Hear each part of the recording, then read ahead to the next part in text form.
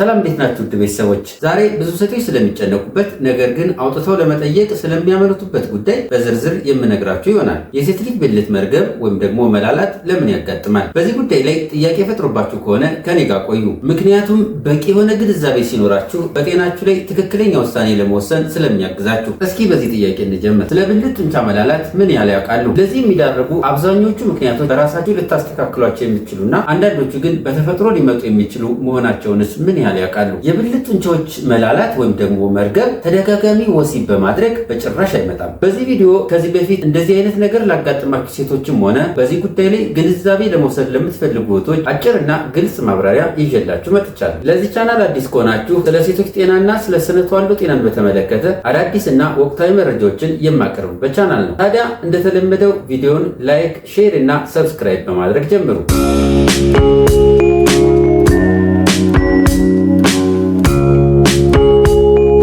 የብልት ጡንቻ መላላት ማለት ምንድን ነው? የብልት ጡንቻ መላላት ማለት በሴት ልጅ ብልት ውስጥ ያሉ ጡንቻዎች የመሳሳትና የመላላት ሁኔታ ሲያጋጥማቸው የሚፈጠረውን ሂደት የብልት ጡንቻዎች መላላት ወይም ደግሞ የብልት ጡንቻዎች መርገብ ብለን እንጠራዋለን። እንግዲህ እነዚህ ነገሮች በተለያየ ምክንያት የሚመጡ ሲሆን ለዛሬ ዋና ዋና ይህንን ጉዳይ የሚያመጡትን ችግሮች በተመለከተ ለእያንዳንዳቸው አጠር ያለ መረጃ ይዤላችሁ መጥቻለሁ። በቀጥታ ወደ ምክንያቶቹ ከመሄዳችን በፊት የሴት ልጅ ብልት የተሰራው ከምን ነው የሚሉትን ለግንዛቤ ያህል የተወሰነ ነገር ብናይ ምክንያቶችን ለማወቅና ለምክንያቶቹ ተገቢውን የሆነ የመፍትሄ ሀሳብ ለመውሰድ እጅግ በጣም ያግዘናል። ብልት ከተለያዩ ጡንቻዎች የተዋቀረ ነው። በዋናነት እነኚህ ጡንቻዎች በሶስት ሌየሮች ከፍለን ማየት እንችላለን። የመጀመሪያው ክፍል ውስጣዊ ንጣፍ ወይም ደግሞ ሙከሳ ሌየር የምንለው ነው። ይህ ውስጣዊ ንጣፍ ወይም ደግሞ ሙከሳ ሌየር የምንለው በዋናነት የሚያገለግለው ብልት ደረቅ እንዳይሆንና እርጥበት እንዲኖረው የሚያደርግ ክፍል ነው ማለት። እነኚህ ክፍሎች በሚጎዱበት ጊዜ ማህፀን እንዲደርቅና ሌሎች ችግሮች እንዲከሰቱ ሊያደርግ ይችላል። ሁለተኛው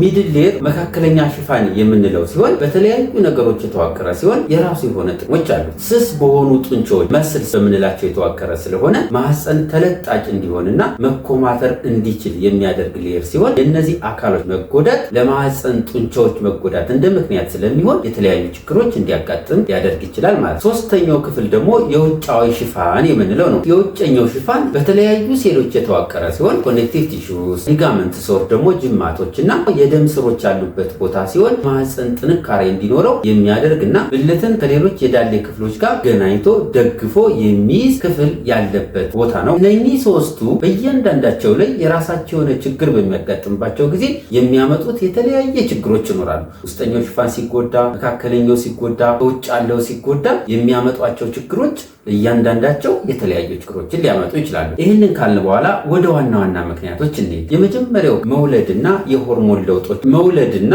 የሆርሞን ለውጦች ለብልት መርገብና ለማህፀን መላላት በዋናነት የሚጠቀሰው ምክንያት ነው። አንዲት ሴት ለመውለድ በምታመጥበት ጊዜ ማህፀን ላይ ያሉት ስስ ጡንቻዎች ሌሎች ቲሹዎች ከመጠን በላይ ይለጠጣሉ። አንዳንድ ጥናቶች እንደሚሉት በ3 እጥፍ የመለጠጥ ዕድል ይኖራቸዋል። ይህን የሚያደርጉበት በዋናነትም ልጁን ለማሳለፍ ምቹ ሁኔታዎችን ለመፍጠር ነው። ታዲያ ከወሊድ በኋላ አብዛኛውን ጊዜ ይህ ከመጠን በላይ የተለጠጠው ጡንቻ ወይም ደግሞ ቲሹ ቀስ በቀስ የማገገም ዕድል ይኖረዋል። ነገር ግን ሙሉ ለሙሉ መጀመሪያ እንደነበረበት ላይሆን ይችላል። በተለይ በተደጋጋሚ ብዙ ልጆችን አመጣ የወለደች እናት ላይ እና ተለቅ ያለ ኪሎ ልጅ አመጣ የወለደች ሴት ላይ የማህፀን መርገብ ወይም ደግሞ መላላት ረዘም ላለ ጊዜ ሊቆይ ይችላል። በወሊድ ወቅት የማህፀን ጡንቻዎች ብቻ ሳይሆኑ ማህፀን አካባቢ ያሉ ሌሎች ክፍሎችም ሊጎዱ ይችላሉ። ለምሳሌ የሽንት ፊኛን ደግፎ የያዘው ጡንቻ፣ የላይኛውን የማህፀን ክፍል ወይም ደግሞ ዩትረስ የምንለውን ደግፎ የያዘው ጡንቻ አብሮ ሊጎዳ ይችላል። በነገራችን ላይ መውለድ ወይም ደግሞ ወሊድ ብቻ ሳይሆን አንዳንድ ጊዜ በእርግዝና ምክንያት በራሱ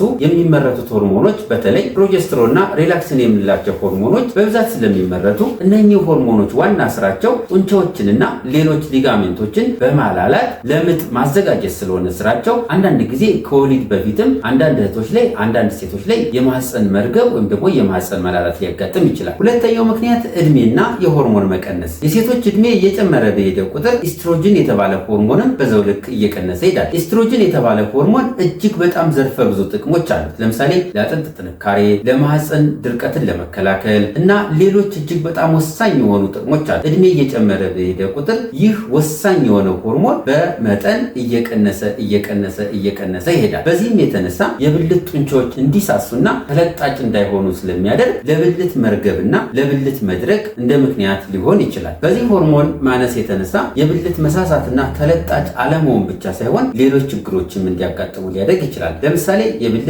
ድርቀት፣ ምቾት ማጣት፣ ስሜት ማጣት እንዲያጋጥም ሊያደርግ ይችላል። ጥሩ ነገሩ እነኚህ ነገሮች ቢያጋጥሙም እንኳን አኗኗርን በማስተካከልና ተጨማሪ የሕክምና እገዞችን በማግኘት መታገዝ፣ መታከም፣ መዳን ይቻላል። ሌላው ለብልት መርገብ ወይም ደግሞ መላላት እንደ ምክንያት የሚወሰደው የክብደት መለዋወጥ ነው። የብልት ጡንቻዎች በጣም ብዙ ነገሮችን ደግፈው ይዘዋል። የሽንት ፊኛን፣ የላይኛውን የማህፀን ክፍል፣ አንጀት በቦታው ላይ እንዲቆይ ሌሎች ክፍሎችን ደግፈው ይዘዋል። አንዳንድ ጊዜ የተለያዩ ነገሮች በሚያጋጥሙበት ጊዜ እነኚህ የብልት ጡንቻዎች ሊዳከሙ ይችላል። ድንገተኛ የሆነ ፈጣን የሆነ የክብደት መጨመር ሊያጋጥም ይችላል። ስለዚህ ይሄ ፈጣን የሆነና ድንገተኛ የሆነ የክብደት መጨመር በሚያጋጥምበት ጊዜ የብልት ጡንቻዎች ላይ ጫና ይፈጥራል። ይህ ጫና በሚፈጠርበት ወቅት የብልት ጡንቻዎች ጥንካሬያቸውን ለማጣትና ለመዛል እንደ ምክንያት ስለሚሆን ይህም ለብልት መርገብ እንደ ምክንያት ሊሆን ይችላል። ክብደት መጨመር ብቻ ሳይሆን አንዳንድ ጊዜ ድንገተኛ የሆነ ፈጣን የሆነ የክብደት መቀነስም ለብልት መርገብ ወይም ደግሞ መላላት እንደ ምክንያት ሊሆን ይችላል። በፍጥነት ክብደት መጨመርም በፍጥነት ክብደት መቀነስም የብልት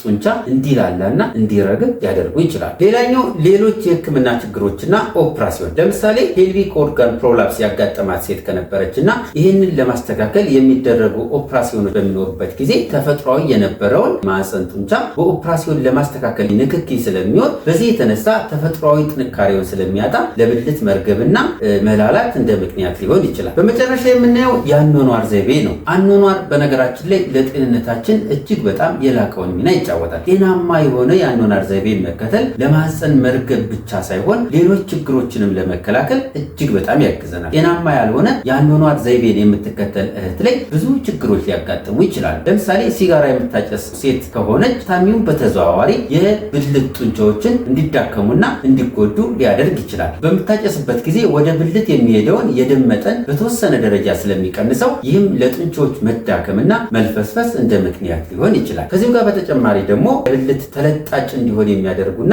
እንዳይሳሱ የሚያደርጉትን ኮላጅን የምንላቸውን የማህፀን ጡንቻ ፓርቶች በቀጥታ ማጨስ ስለሚጎዳው በዚህም የተነሳ ለብልት መርገብና መላላት እንደ ምክንያት ሊሆን ይችላል። ያልተሟላ አመጋገብና በቂ ውሃ አለመጠጣት አንደኛው ፋክተር ነው ማለት ነው። ለሁሉም ሰው የተመጣጠነ ምግብ ሪከመንድ እናደርጋለን። ምክንያቱም የተመጣጠነ ምግብ በምንመገብበት ወቅት ለሰውነታችን አስፈላጊ የሆኑ ንጥረ ነገሮችን ከተለያዩ ምግቦች ማግኘት ይቻላል። ከብልት መርገብ ጋር ተያይዞ በጣም ወሳኝ የሆኑ ቫይታሚኖችን ከነኚህ ምግቦች ማግኘት ይቻላል። የተመጣጠነ ምግብ የማትመገብ እህት ከሆነች እነኚህን ቫይታሚኖች በበቂ ሁኔታ ማግኘት ስለማትችል በዚህም የተነሳ ብልት ቶሎ ብሎ እንዲረግብና ሌሎች ጉዳቶች እንዲደርሱበት እንደ ምክንያት ሊሆን ይችላል። በቂ ውሃ የማትጠጣ እህት ከሆነች ወይም ደግሞ ሃይድሬትድ ሴት ከሆነች ለብልት ጡንቻዎች መርገብ እንደ ምክንያት ሊሆን ይችላል። የተመጣጠነ ምግብ መመገብ፣ በየቀኑ በቂ ውሃ መጠጣት የማህፀንን ጤንነት ለመጠበቅ እጅግ በጣም ወሳኝ ሚና ይጫወታል። የብልት ጡንቻዎች መላላት ወይም ደግሞ መርገብ ተደጋጋሚ ግብረ ስጋ ግንኙነት በማድረግ አይመጣም።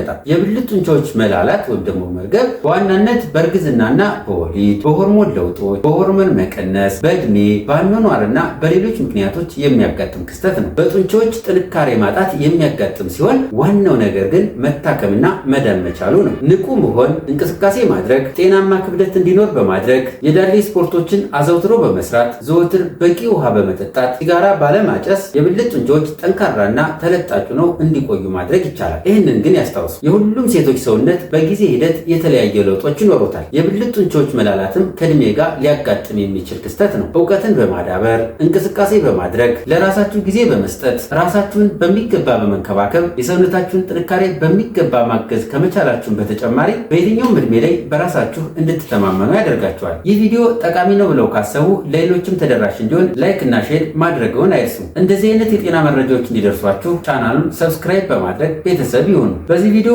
ያልተመለሰላችሁ ጥያቄ ካለ አስተያየት መስጫው ላይ አስቀምጡ። ለዛሬ ያዘጋጀሁት ይህንን ይመስላል። በቀጣይ በሌላ ፕሮግራም እስከምንገናኝ ቸርን ሰንብት።